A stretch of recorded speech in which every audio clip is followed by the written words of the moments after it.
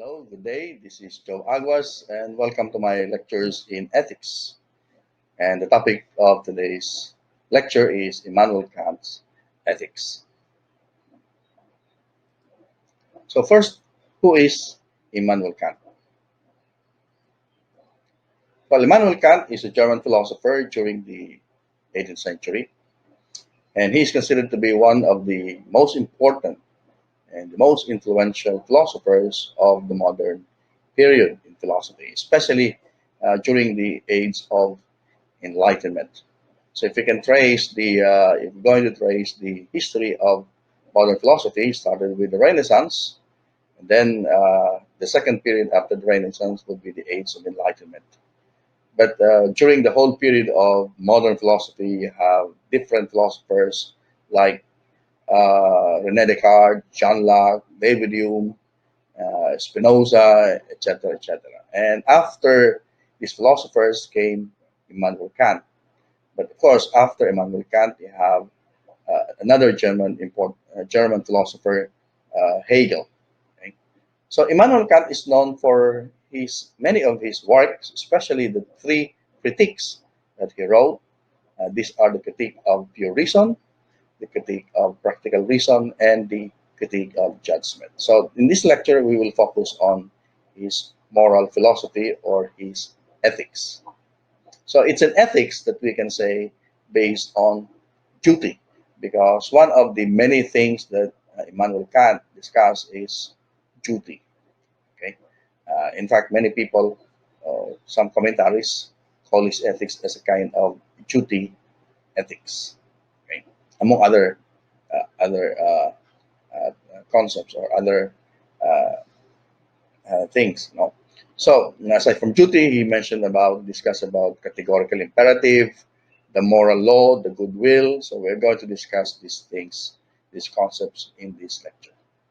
So Kant's moral theory emphasizes duties, motives, the dignity and worth of human persons, the moral law that he considers to be absolute and unchanging, and of course, these are certain elements that are based on his Christian roots. But of course, as we will note later on, Kant based his ethical theory on empiricism and rationalism, not necessarily based on the Christian theology, because he's not doing a theology; he's doing a philosophy. So, in his discussion of the moral law, because of his empiricist stance, there was no mention about God in the religious or theological sense and God's commands, because, as I've said, he based his moral theory on reason, especially the practical reason. So, Kant insists that the principles of morality cannot be derived from empirical facts about human practices, because he considers morals or ethics to be a science, and science cannot be, for him, it cannot be based on facts, because empirical facts are constantly changing. And if you want this ethics or morality to be something that is universal, it must be based on something that is universal, and that which is universal is the law. Okay, the moral law. So if moral principles are not derived from experience, then the mind must bring its own rational principles to experience. So it's reason, which is common to all, that universalizes everything. We have our own individual experiences, and therefore, well, the experience provide data for our reason, but the moral principles must be something that is universal, and those principles must be rational principles. So, for Kant, acting morally can be reduced to acting rationally, and acting immorally is the result of acting irrationally. So, from this, we can say that Kant connects morality with reason. Okay. All right. So, what are the aims and the method of moral philosophy? The most basic aim of moral philosophy, according to Kant, is to seek out or to search for the foundational principle of a metaphysics of morals. Now, that's quite heavy. When you say metaphysics of moral, it actually means the very foundation of morality. Okay, the very foundation, the basic principle of morality. So that's the aim of moral philosophy, to look for the basic principle, the fundamental principle, the basis of morality. So he proceeds by analyzing and elucidating common sense ideas about morality. So his purpose is to come up with a precise statement of the principle or principles on which all our ordinary moral judgments are based. When we say moral judgments, that means these are our moral assertions. When we say something is good or something is bad, then these are moral judgments or assertions. So, what is the basis for saying, for example, that stealing is bad? So, what is the basis for that? Okay, what is the moral basis for that? Okay. Now, the second is to establish this fundamental moral principle as a demand of each person's rational will. So, it's not just to look for what the fundamental principle, but to make it a requirement of everyone's rational will. Okay, so it cannot be, if it's a principle, it cannot just be applied to one person alone, but it should be applied to all persons to his will. Okay, so this is based on Kant's belief that as creatures with rational will, because all of us, we have our will, we possess autonomy. We make free choices and free decisions. Right, and the third one, uh, before the third, uh, Kant also talks about, as I already mentioned, the sense of duty. So philosophy, moral philosophy, should address the question: what should I do? What is my duty? What must I do? Okay. However, the answer to that question requires much more than delivering the fundamental principle of morality. Sometimes, well, yes, we may understand the fundamental principle of morality, but sometimes we don't do our duty. So it means there's more to just knowing the moral principles. We need to know, based on this principle, the nature and extent of our various ethical obligations. So, what are our ethical obligations? Right now, moral philosophy should also explain the demands that morality makes on human psychology and forms of human social interaction. So, there's an application of moral philosophy to human psychology, to the society. Okay, so it's not just understanding, it's not just knowing. We have to practice. We have to apply these in our, in our social life. And finally, the aim of moral philosophy is to say something about the ultimate end of human behavior. So, what is the ultimate end? Why are we doing good things, or why are we being good? So, it must say something about the highest good and its relationship to our moral life. So although Immanuel Kant did not talk about God in the theological sense, he was also talking about the afterlife, the immortality of the soul. Right. So Kant argues that this highest good for humanity is a complete moral virtue together with complete happiness.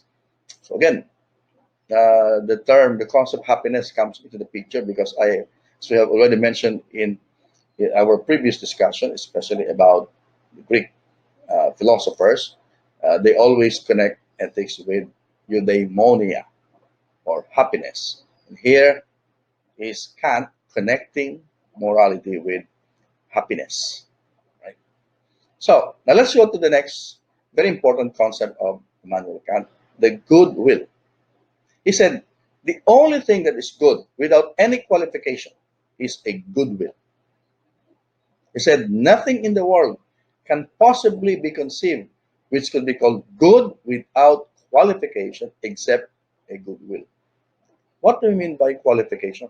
When we say something is good without qualification, that means we give reason for it being good, right? Like, for example, uh, we can say the person is good hearted, she is good natured, or that she means well. Well, why is he good hearted? Okay. If you're trying to be good because of something, then there is a qualification. right? But if you are just trying to be good for the sake of being good, all right, without any thinking of what would be the consequence, then that is the good. And for Kant, that is the goodwill. The goodwill is the person with a goodwill is, well, we can say good-hearted. No? You can say good-hearted because this, good-natured because this. But for Kant, the goodwill is not the same as any of these ordinary notions of being good, right? So the goodwill is just you are doing something good because it's good. But of course, the question is why it is good. No? So the idea of a good will is closer to the idea of a good person, or more archaically, a person of goodwill. Okay, it's still not very easy to understand. No? Uh, like for example, why are you helping a person? Is it good to help a person? If you think helping another person is good because you think of a reason, then it's not really good without any qualification because you're giving a reason for it. But if you're helping other people, why do you help the poor lady? Well, because that is a good thing to do. You're not thinking of any other justification except that it is the good thing to do. Right? So to distinguish the goodwill from many other goods, he categorized three different goods. First, it's good to have mental abilities.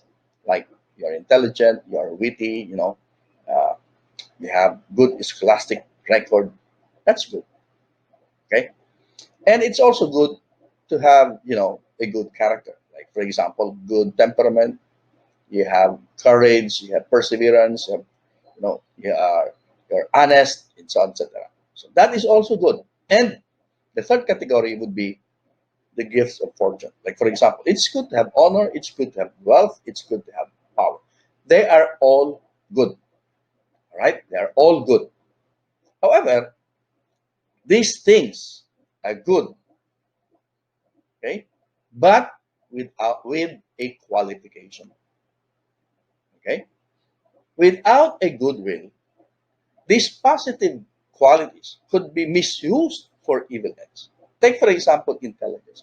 Well, you may be intelligent, but if you're going to use your intelligence, huh, to kill people or to sow terrorism, then intelligence is no good because it's not accompanied by a goodwill. Right? Like for example, courage. Well, you're courage, and you are courageous in in hurting people, in bullying people. So you have the courage to bully people, but it's not good. You may have power, but if you're using your power or your wealth to abuse other people, then power in itself is not good. So what makes these three, intelligence, courage, power, good? Well, it is good, made good by a good will. That's the meaning of a goodwill for Kant. So the basic idea is that what makes a good person is his possession of a will that is in a certain way determined by or makes its decision on the basis of the moral law. Okay, on the basis of the moral law. And generally, what does the moral law says? Do good, avoid evil. Right? Why should you do good? Because you want to be famous, because you want to be powerful, because you want to be, uh, appreciated by people. Well, that is not good without a qualification. That is good with qualification. So the idea of a goodwill is supposed to be the idea of one only makes decision that she holds to be morally worthy, taking moral consideration in themselves to be conclusive reasons for guiding her or his behavior. So, the value of all other desirable qualities like courage or intelligence or power or wealth or even beauty can be dismissed or sacrificed under certain circumstances. And possessing and maintaining one's moral goodness is the very condition under which anything else is worth having or pursuing. So, the value of a goodwill then cannot be based on certain valuable ends or valuable intentions or purpose, since the value of these particular ends is in fact entirely conditioned by possessing and maintaining a good will. Right? Remember you remember this Christmas carol, no? Peace to men, no?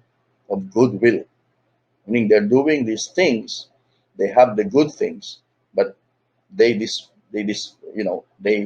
use them, they dispose them, guided or determined by the goodwill. So a good will must also be good in itself and not in virtue of its relationship to other things like our happiness or our own welfare. No, no, that's very difficult because of course if you want to be good, you want to be good because you want to be happy.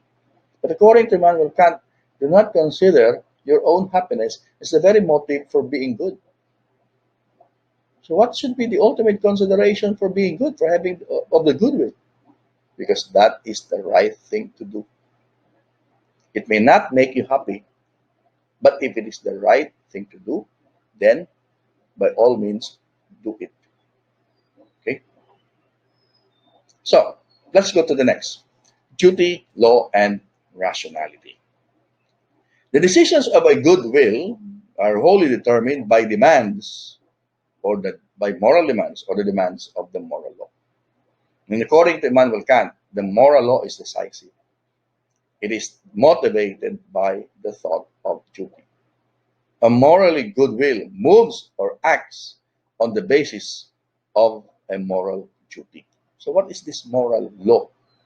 Well, the moral law is, if it is a law, we have already defined law as an ordinance of reason for the common good.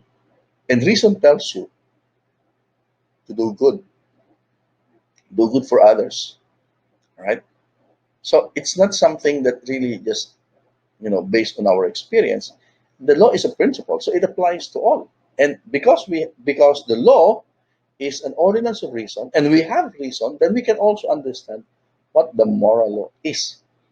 And the basic law is to be good and to avoid evil. So it is concerned it is concerned to do what is right from the sole motive that it is morally right action to perform. Right? So the decision of a good will are wholly determined by this, and an action has a genuine moral worth when it is done only because of duty and not by any other inclination. Right? So it's not because it will promote your welfare, it will make you happy, or it will make you worthy, but because that is your duty. But what is duty? Right? Right. So what is duty? Duty is an obligation. Right? So a duty is something that is imposed on us, either by ourselves or by something that is external to us. But Kant makes a very interesting distinction between acting in accordance with duty and acting from duty. So what's the difference? If I avoid cheating because I want to project a good image, so I'm avoiding cheating.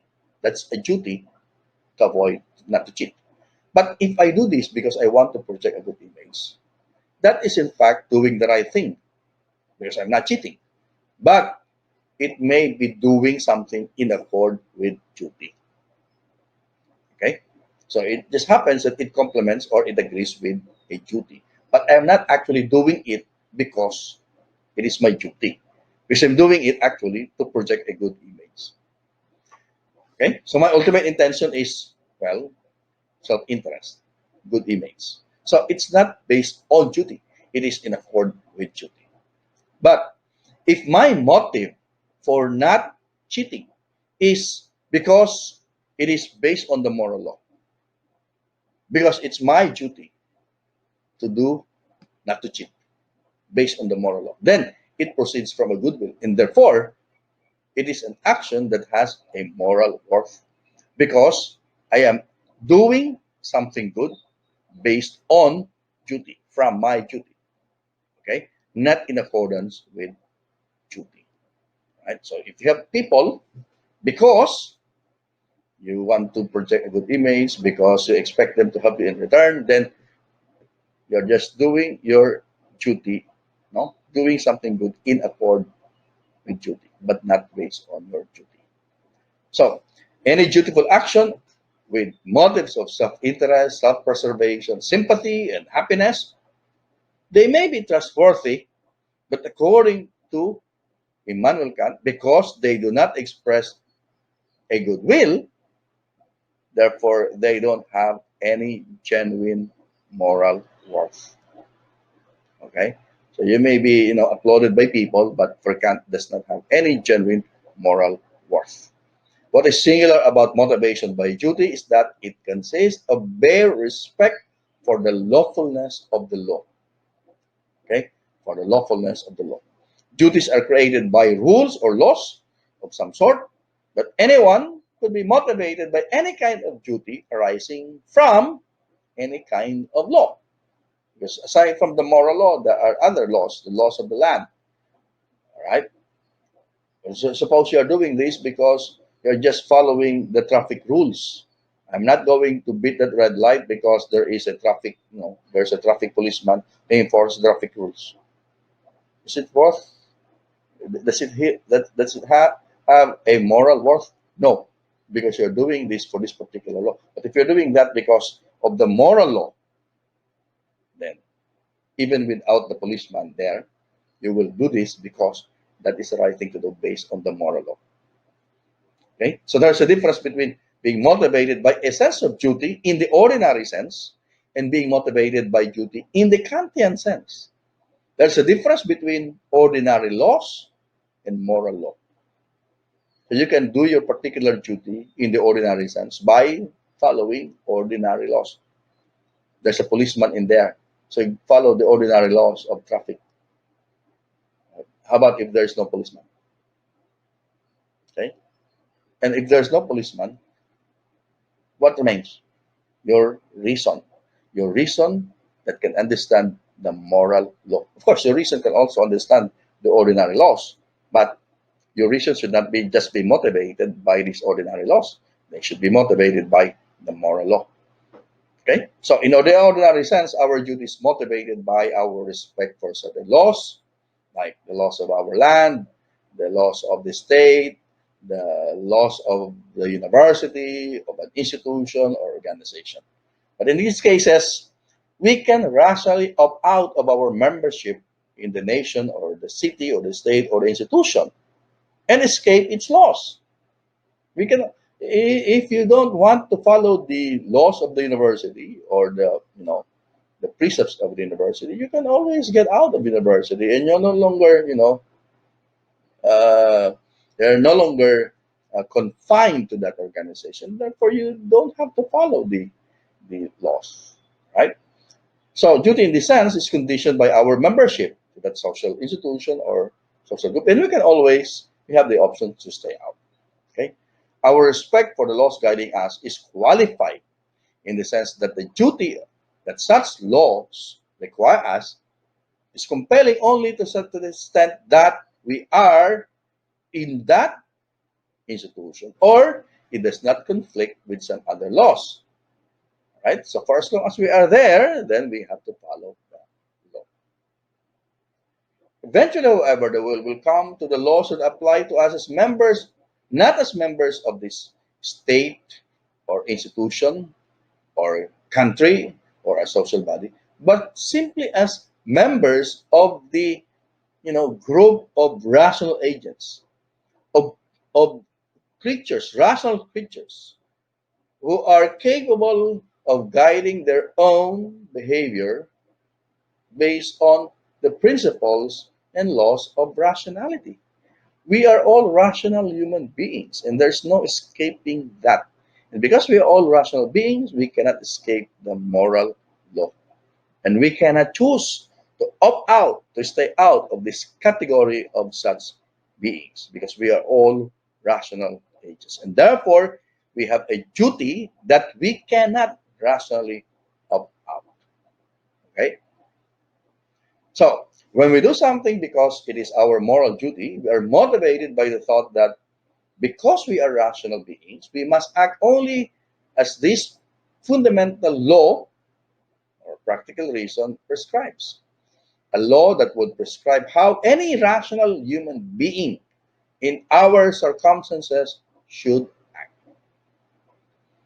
Now, let's go to the next topic, categorical and hypothetical imperatives. So we are now getting into the what is this duty that we've been talking about. So the fundamental principle of our duties, our moral duties, is a categorical imperative. Okay? So what is an imperative? An imperative is a command. Okay? It's a command. It tells us to exercise our will in a particular way. It commands us to perform certain actions or not to perform certain actions. Okay? Imperative. It is a command. It is a must. We have to do it. Right? So, why call it categorical? Categorical because when you say categorical, it is not conditional, meaning it is a direct do it because of no, just do it. Okay? Right? So, it's categorical because simply we possess the will. Right? Simply because we are rational, we have to do it without any reference to any ends. So it does not apply to us on the condition that we have, previously adopted because of some goals for ourselves. Like for example, I'm going to do this because I'm going to study because um, I have an ambition. I want to establish a career. Okay, or I want to respect uh, elder people because this, or I want to stay at home. I will observe the protocols because that's what the government tells us, or because I want to be safe.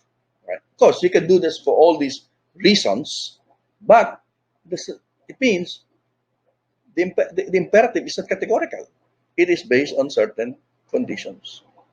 So a categorical imperative is different from a hypothetical imperative.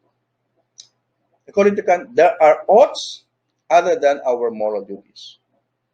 But these oughts are distinguished from the moral ought because they are based on a different principle. And this is the hypothetical imperative.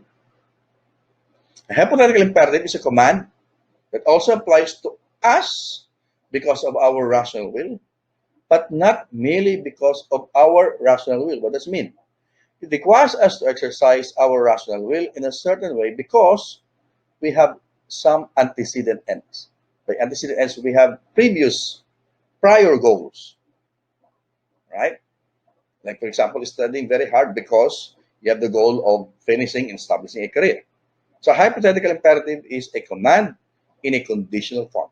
Meaning, if you want to have a good career, finish your studies and have a good career, then study very hard. So, it's a conditional form, right? So, the categorical imperative, on the other hand, tells us what we ought to do or what we must do. And what we ought to do does not depend on any prior or previous conditions or whatever subjective wish or wants we have. There is no qualification, right?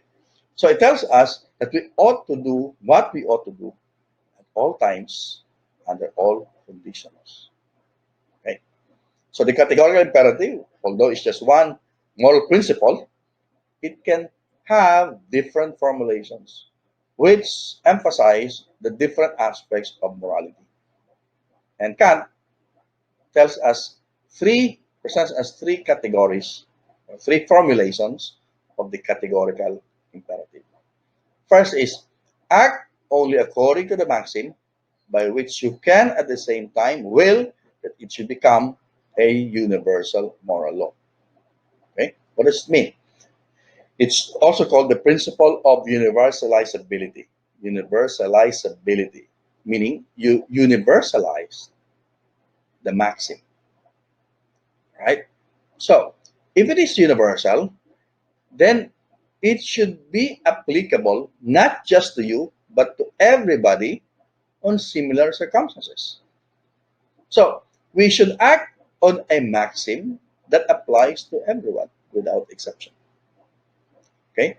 So that's the first formulation, the categorical imperative. If there is a maxim, that maxim, you follow that maxim because that maxim applies to all. It does not only apply to you, it applies to everybody under similar circumstances. So, it is always wrong to act in one way while wishing other people to act otherwise, because that is not universal. Right? The second, act so that you treat humanity, whether in your own person or in that of another, always as an end and never as a means only. This is a very nice formulation of Immanuel Kant. This is the formulation of the categorical imperative with respect human dignity. Okay, respect for the value of the person. So it means that each person has an intrinsic worth in dignity, and therefore they should be treated as persons, as humans, not as objects. And the third, it centers on the idea of the will of every rational being as making universal law. Sometimes this is referred to as the principle of autonomy. It stresses that the moral principle is not something that imposes itself to us from the outside. Because since we are rational agents or rational creatures, the moral law can also be an expression of our own rational nature. So it means that morality has two hats. First, as a moral agent, we are bound by the moral law. Moral law that is something outside of us, external to us. But at the same time, because we are also rational persons, we are also autonomous, and therefore we can also legislate moral laws. Okay, we can also legislate moral laws. This is very close to the idea of conscience, although Kant does not talk, about conscience. I mean, in the manner that the Christian ethics talks about conscience. Now, next is virtue and vice. Kant defines virtue as a moral strength of a human being's will in fulfilling his duty, and vice is a principled immorality. Okay, so there's always, for Kant, there's always the element of the will, right? So the virtue is the moral strength of our will to do our duty. Okay, and what is the vice? Well, it's our will not to do our duty. Okay, it's a principled immorality. You really have thought about it and do it, do the bad thing, right? So Kant's account of virtue presupposes an account of moral duty, which is already in place. He sets out the principles of moral conduct based on his philosophical account of rational agency. And then, on the basis of that, he defines virtue as a trait of acting in accordance with these moral principles. So, virtue is the act of acting according to moral principles. Okay. Second, virtue is the strength of the will, and therefore it does not arise as the result of instilling a second nature. No.